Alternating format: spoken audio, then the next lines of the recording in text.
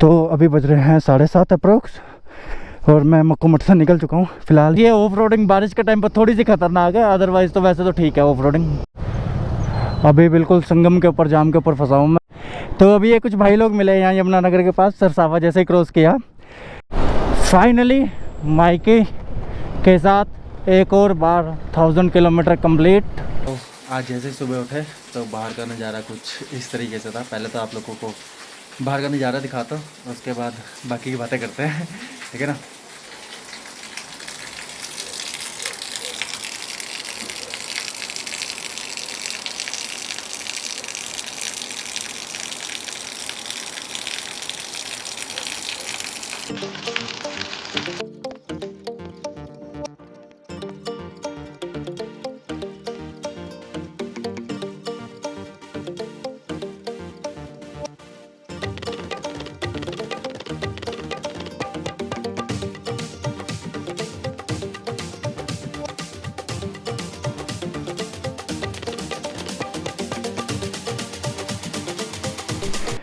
तो अभी बज रहे हैं 7:30 अप्रोक्स और मैं मक्कू मठ से निकल चुका हूँ फिलहाल। यहाँ से जहाँ मामा जी का घर है वो ऊपर की साइड में, वहाँ से थोड़ा सा नीचे पैदल जाना होता है। हेलमेट हमने लगा लिया है, माइकी पर अपना सामान रख दिया है, बस टैंक बैग है साथ में लेके जा रहा हूँ नीचे पैदल। थोड़ा सा उसको लगाएंगे वहाँ ले जा करके और चल पड़ेंगे माइकी के साथ अपने वापस अम्बाला के लिए। सुबह एक बार तो पूरा मौसम बारिश वाला हो चुका था, आप लोग देख चुके हैं वीडियो में।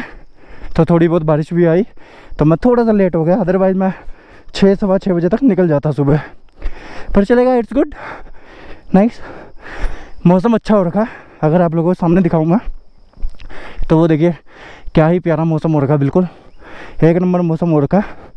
मतलब कि आने वाले 5-6 दिनों तक जो भी यहाँ घूमने के लिए आता है, चुप्ता वैली में या मधमेश्वर वैली में या केदार घाटी की साइड में, औसम मौसम हो रखा है।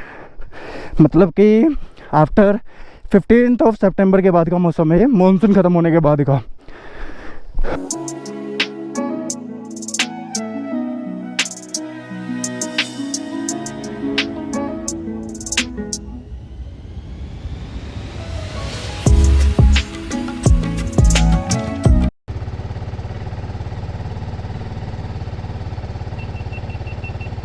क्या करें, फ्रंट रिकॉर्डिंग ऐसे करनी पड़ती है थोड़ी सी, कैमरे अंदर चालू होता है। तो चल पड़ा मक्कू से मैं, तो करते हैं आज के सफर की शुरुआत।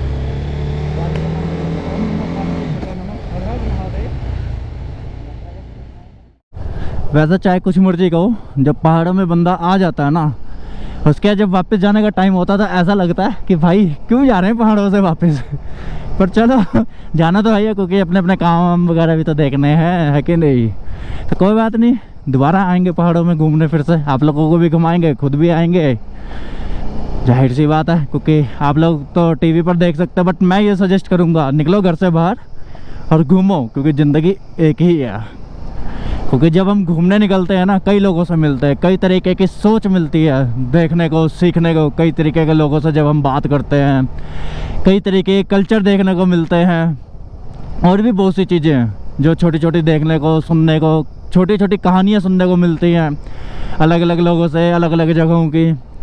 काफ़ी कुछ सीखने को मिलता है जब हम ट्रैवल करते हैं इधर उधर, तो निकलना चाहिए घर से।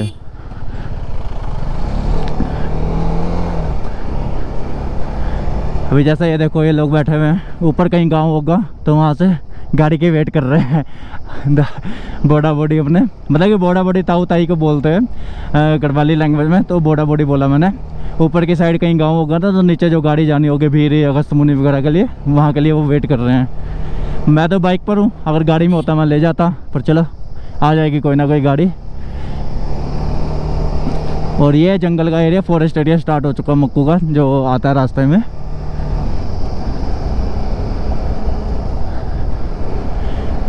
पर एक चीज़ है, मानसून के बाद तो ग्रीनरी तो निखर के आती है बहुत ज़्यादा पहाड़ों में।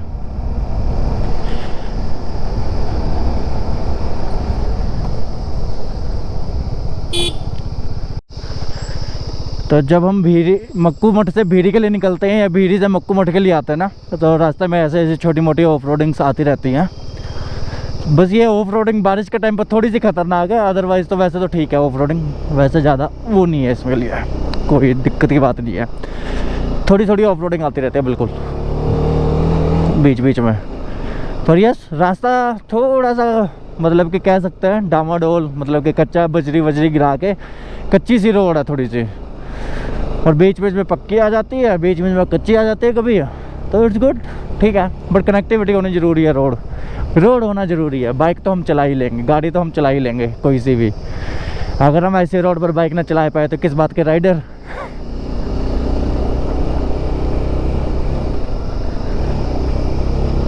जिस झरने की मैं बात कर रहा था ना, ये रहा वो झरना, देखो कहाँ ऊपर से लेके यहाँ नीचे तक। वो जो उस पत्थर के आगे की जगह है ना, वो गहरी है। यहाँ तक ठीक है, यहाँ तक हम लोग आराम से बैठ के अपना कुकिंग वुकिंग करके, आराम से कैंपिंग करके अपना खाना वाना बना करके जा सकते हैं यहाँ से। या किसी को नहाना वगैरह हो, अपना पानी लेके मस्त नहा धो सकते हैं इस झरने के पास, वाटरफॉल के पास। काफ़ी अच्छा झरना है ये, मैं तो कई बार पहले भी देख चुका हूँ, बहुत बार, जिसमें से एक दो बार तो मैंने कुकिंग भी करी यहाँ पर बैठ के, आराम से मस्त बैठ के खाया मैगी वैगी अपना। कहते हैं ना पहाड़ों की मैगी, तो ऐसी जगहों पर मज़ा आता है पहाड़ों की मैगी का असली। दुकान से लेके खा लो, क्या फ़ायदा उसका, खुद बनाओ खुद खाओ ऐसी जगहों पर बैठकर, इसका मज़ा ही अलग है।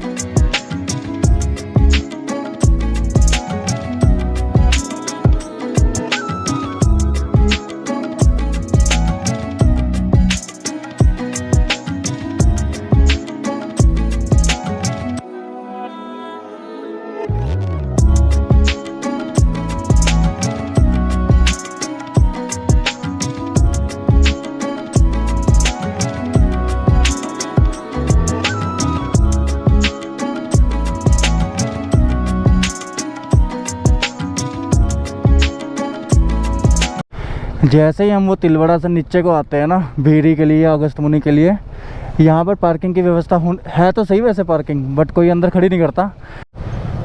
अभी बिल्कुल संगम के ऊपर, जाम के ऊपर फंसा हूँ मैं, रुद्रप्रयाग संगम के ऊपर बिल्कुल।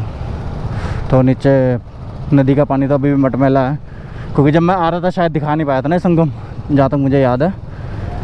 या मैंने पंछी का ड्रोन भी लिया था जहाँ तक मुझे याद है। यस, हो रहा संगम व्यू, और पूरा आगे ट्रैफिक जाम लगा हुआ है इस पुल के ऊपर।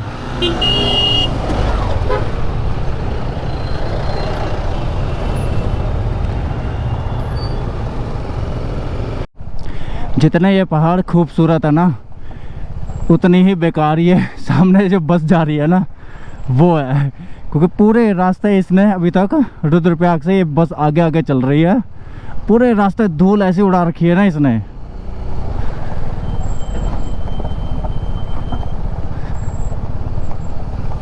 और कुछ रोड भी ऐसी है, सूखी मिट्टी है यहाँ पर, पूरी मिट्टी उड़ रही है।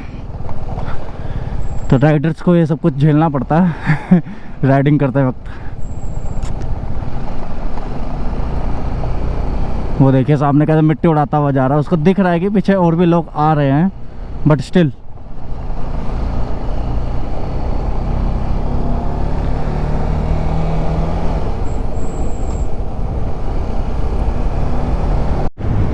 अभी मैं श्रीनगर पहुंचने वाला हूँ फाइनली। आज श्रीनगर पहुंचे हैं, मैंने 4 घंटे लगा दिए हैं पूरे तो पता नहीं क्यों, बट यस ठीक है। अभी हल्की हल्की धूप निकल चुकी है, जैसे सुबह मौसम बारिश का हो रहा था, आई जस्ट थॉट कि भाई यहाँ पर भी बारिश का मौसम होगा, पर सच ऐसा कुछ नहीं है, तो मौसम ठीक हो रखा है सॉरी। और बाकी श्रीनगर से ऋषिकेश एग्जैक्टली पड़ता है 100 किलोमीटर, और बाकी 70-80 किलोमीटर के अप्रोक्स मैं आ चुका हूँ अभी मक्कू मठ से बेसिकली। तो श्रीनगर में मुझे रुकना तो है नहीं, डायरेक्ट चलते हैं आगे। हेलो, तो अभी फ़िलहाल मैं देवप्रयाग के नज़दीक पहुंच गया हूं फाइनली क्योंकि रोड खुल चुके थे, कहीं पर कोई ट्रैफिक जाम वगैरह नहीं था। और वापस अपना वही मंगला होटल। तो मैंने सोचा थोड़ा सा नाश्ता वास्ता करके जाता, वैसे तो मैं खा के निकला था, बट स्टिल कि एक बर्गर खा के जाता हूँ जब आ ही रहा हूँ। तो वापस रहने और बैठने की अच्छी व्यवस्था कर रखी है। और मैंने वापस अपना सारा सामान हर बार की तरह फैला दिया क्योंकि मेरी आदत है ये। तो सब फैला दिया मैंने वापस मस्त। यस, बाहर से एक चीज़ दिखाता हूँ। जब बाहर आप खिड़की की साइड में आते हो ना, तो यहाँ पर आपको बाहर नदी के, तो ये यहाँ से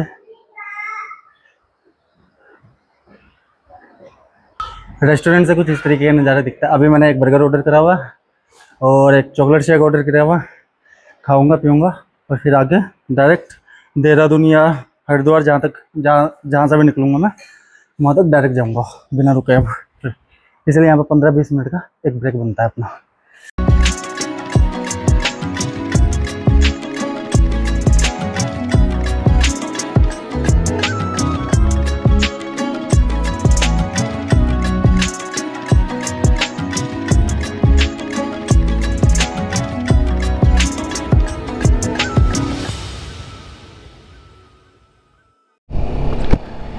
तो बर्गर हमने खा लिया है, खाना हमने खा लिया है, चॉकलेट शेक हमने पी लिया है।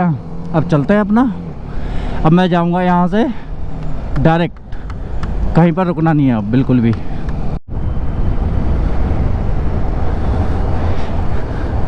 इस स्पॉट को लोगों ने पूरा फोटोशूट का स्पॉट बना रखा है। ये प्री वेडिंग शूट चल रहा होगा, आगे भी प्री वेडिंग शूट चल रहा है, सब मस्त चल रहे हैं।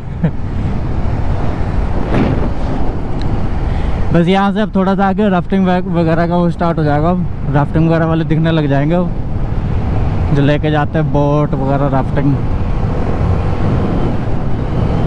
शायद हो नदी में भी, नहीं नदी में नहीं अभी, नहीं नदी में नहीं दिख रहे अभी, वैसे होने चाहिए थे। पर चलो आगे से होंगे शिवपुरी के वहाँ से फिर, या तो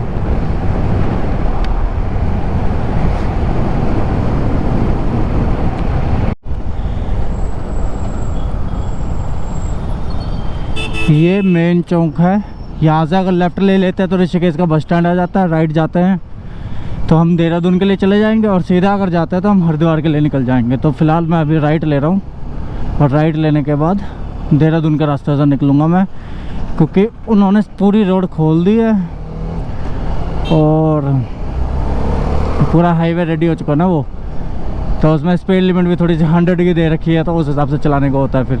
और हरिद्वार में क्या होगा कि इस टाइम पर ट्रैफिक जाम लगा होगा, तो दिन के टाइम पर वहाँ फंसने से बेहतर है यहाँ से निकल जाता हूँ मैं जल्दी जल्दी।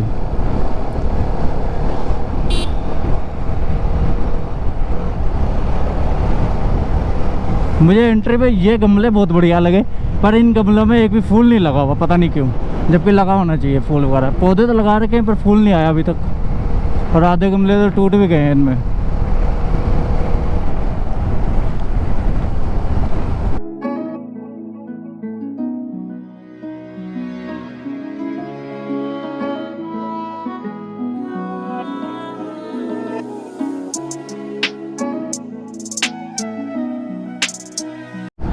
बच्चों को स्कूल की छुट्टी हो गई यहाँ पे, मतलब कि हाँ 2-2:30 बज चुका है, तो बच्चों को स्कूल की छुट्टी हो चुकी है। सब लोग अपने अपने घरों को जा रहे हैं और हम भी अपने घर को जा रहे हैं बच्चे भी और हम भी, दोनों अपने अपने घरों को जा रहे हैं।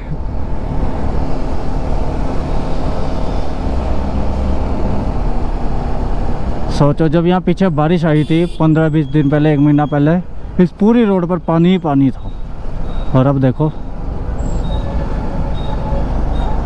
रोड पूरी सूखी पड़ी हुई है। कहाँ चाहिए भाई, काहे नहीं आगे जाते हो।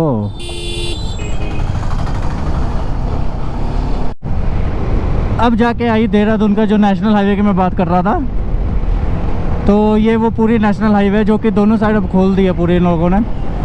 और टॉप स्पीड कुछ फंक्शन हो रहा था वहाँ पर, डीजे वीजे लेके जा रहा है अपना मस्त। तो इस रोड पर बेसिकली जो स्पीड लिमिट है 100 की है, तो मैं तो अभी फिर भी 70-80 पर चल रहा हूँ। बट बहुत प्यारी रोड बना रखी है, मक्खन रोड जो को कहते हैं ना, मक्खन रोड। बस ये है कि सर्दियों में थोड़े से विंटर्स में अगर कोई आएगा ना तो थोड़ा ध्यान से आना पड़ेगा, क्योंकि फोग वगैरह का एरिया ना यहाँ पर तो फोग वगैरह ज़रूर होती होगी इस एरिया पर पूरी। तो इस टाइम पर बस थोड़ा ध्यान से संभल कर चलना पड़ेगा इस रोड पे, और कुछ नहीं।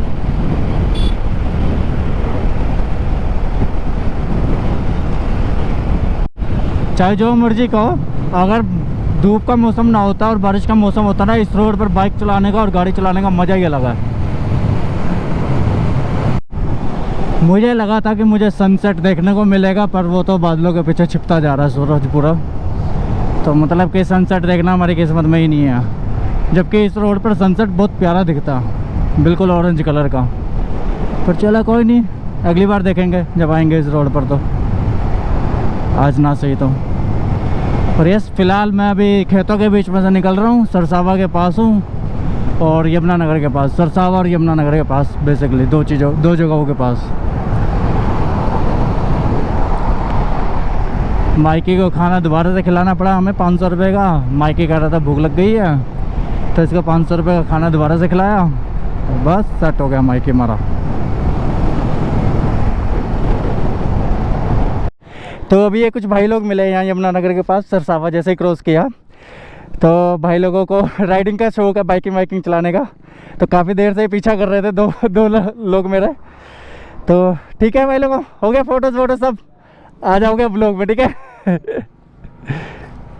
love you. अरे मैं इंस्टा आईडी है ना, बस ठीक है। वो ले ली इंस्टा आईडी, मैंने ले ली। ओए फोटो खींच लो यार, इसकी फोटो ले लो ना। सारे कैपिटल लेटर में लिखा है। हाँ, कैपिटल स्मॉल किसी में भी डाल दो, यही है। चल आगे आईडी आ गई। ठीक है भाई लोगों, चले। ये है।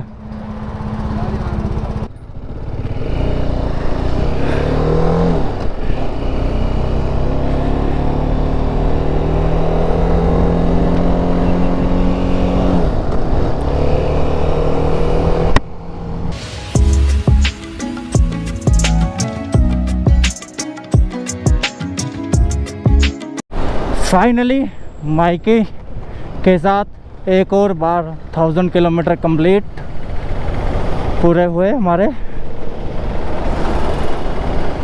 और मैं अम्बाला भी पहुंच चुका हूं। तो बस अम्बाला यहाँ से 7 किलोमीटर के अप्रोक्स रहता है। तो फाइनली मेरा ये जो उत्तराखंड का टूर था ये भी ख़त्म हुआ। ऑटो वाला पहले इधर को गया, फिर इधर को लेके आ रहा, बताओ। तो फाइनली हमारा ये टूर भी कंप्लीट हुआ।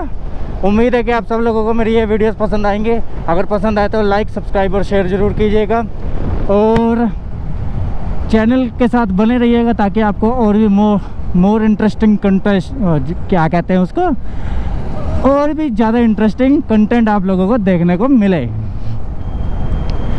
तो चलते हैं, अब इस वीडियो को यहीं पर समाप्त करते हैं, मतलब कि ख़त्म करते हैं, और मिलेंगे अब कहीं और, किसी और टूर पर, किसी और राइड पर। तब तक के लिए आप पुरानी वीडियोस को भी देख कर एंजॉय कीजिए, और नई वीडियोस को भी जो आएंगी और जो आ चुके हैं।